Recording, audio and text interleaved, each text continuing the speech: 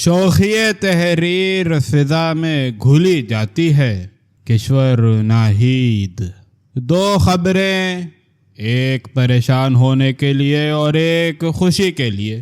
پریشانی یہ کہ ہم روز 22 کروڑ آبادی کا شور مچا رہے تھے، یہ احساس ہی نہیں تھا کہ لوڈ شیڈنگ، کرونا اور سیلاب کے دوران بچوں کی پیدائش اس لیے بڑھتی ہے کہ ہماری قوم کے پاس شام کو دلچسپ بنانے کے لیے سوائے بستر کھیلنے کے اور کچھ نہیں ہے۔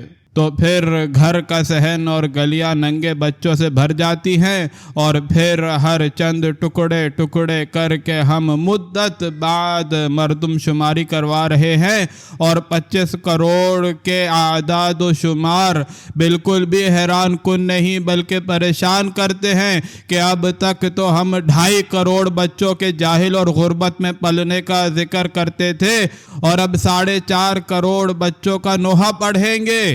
یہ نہیں ہوگا کہ ان کے لیے کھانے اور تعلیم کی فکر کریں کہ مسلمان تو کہتا ہے جس نے اولاد دی وہی کھانے کا بندوبست کرے گا، کہ خدا نے تو کیڑے کے لیے بندوبست کیا ہوتا ہے۔ پریشانی کے بعد خوشی کی خبر۔ ہماری پیاری پوتی فاطمہ بھٹو نے بہت سادگی اور زیورات سے لدی پھندی ہوئے بغیر صرف سرخ دوپٹے میں اپنے دادا کی لائبریری میں نکاح پڑھوایا۔ دولہا بھی سادے کرتے شلوار میں نظر آیا، نہ ہی دستار، نہ ہی کارچوبی کے کام کی شیروانی اور الا بلا قسم کے لوازمات نہیں تھے۔ میرے دفتر کے ساتھ ایک پارلر ہے جس میں روزانہ کی بنیاد پر کم از کم 4 دلہنیں تیار ہونے اور اگلے دن پھر ولیمے کے لیے منہ پر پلسٹر چڑھوانے آ جاتی ہیں۔ دلہنیں 2 سوٹ کیس ہاتھ میں لیے ہوتی ہیں، ایک کپڑوں کا اور ایک زیورات کا، اور آبادی ہو گئی ہے 25.5 کروڑ۔ پرانا محاورہ ہے، اندھا بانٹے ریوڑیاں اور انیوں کو دے۔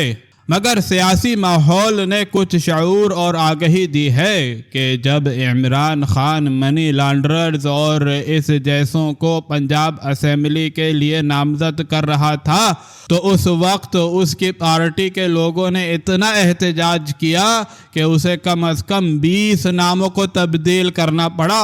ابھی تو پرانے چیف جسٹس کے بیٹے کے لچھن ویڈیو کے ذریعے آشکار نہیں ہوئے تھے۔ یہ بہرحال طے ہے کہ چاہے ادھر کی پارٹی ہو کہ ادھر کی پارٹی، ایوب خان کے زمانے سے اسمبلیوں کی نشستوں کی سیل ہولے بڑھی ہے۔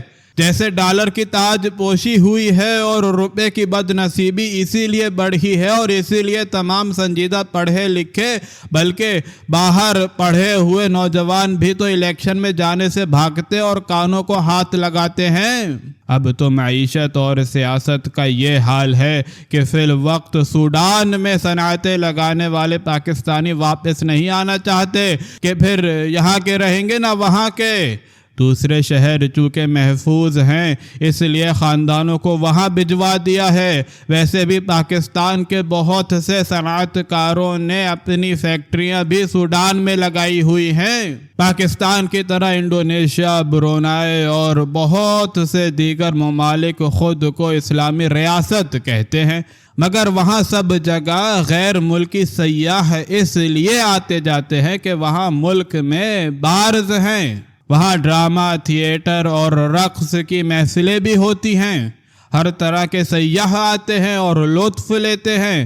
البتہ وہاں کے مقامی مسلمانوں کو ان کلبز نے بھی بہت سی عیاشیاں عام کر دی ہیں۔ ہمارے ملک میں تو بھٹو صاحب نے ہی مذہب کا خانہ پاسپورٹ میں بنا دیا تھا، جس کو ختم کرنے کی اس لیے کوشش کی گئی کہ اول تو ہم خود کو اسلامی ملک کہتے ہیں، دوسرے مذہب کی فوقیت یہ رکھی ہے کہ کوئی وہ مسلمان جو سرکار کی روح سے مسلمان نہیں پھر بھی خود کو سید لکھتا ہے تو اس کو مارنے کی دھمکی جو اپنے گھر کو نماز پڑھنے کو فراہم کرتا ہے اس کو بھی دھمکیاں ملتی ہیں۔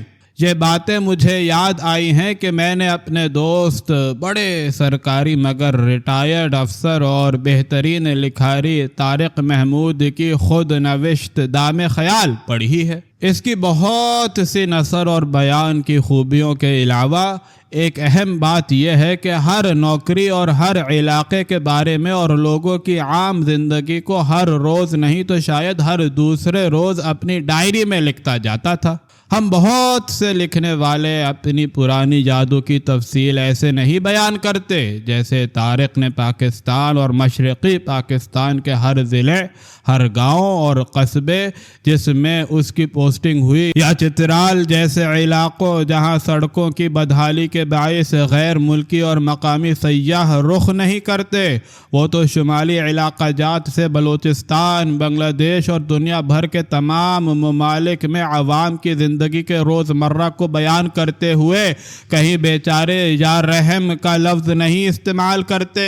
اپنے ہم عصر افراد اور ادیبوں کے بیان کے ساتھ وہ سینئر حضرات کی بہت سلیقے سے پیکر تراشی کرتا ہے۔ طارق کے یہاں پوری تحریر میں میں نہیں ہے، اسے چاہے پیر چنن کی چاندنی بیان کرنی ہو یا پھر چٹاگانگ، ڈھاکہ یا کومیلا کا ذکر، سنگاپور کو سنگاپور بنانے والے کی یوان کا ذکر، کہ بھٹو صاحب کی اسلامی کانفرنس یا علی گڑھ کے تاثرات سب روشن ہیں۔ اہم شخصیات میں بھٹو صاحب کے علاوہ بگٹی صاحب کو خاص یاد کرتے ہوئے، مولانا بھاشانی اور اپنے بنگالی دوستوں کا ذکر کرتے ہوئے ان کے سوال کہ کیا دنیا میں کوئی ایسا ملک ہے کہ جہاں ہزاروں میلوں کا فاصلہ ہو اور دو حصے ایک ملک کہلائیں، اور بنگالیوں کے ساتھ سال ہر سال تک بیگانگی کا سلوک کرنے والے بھی ان کو بے وفائی کا طعنہ دیں۔ طارق کی تحریر کا بیانیہ اپنے گھر اور بچوں کو نہیں بھولتا۔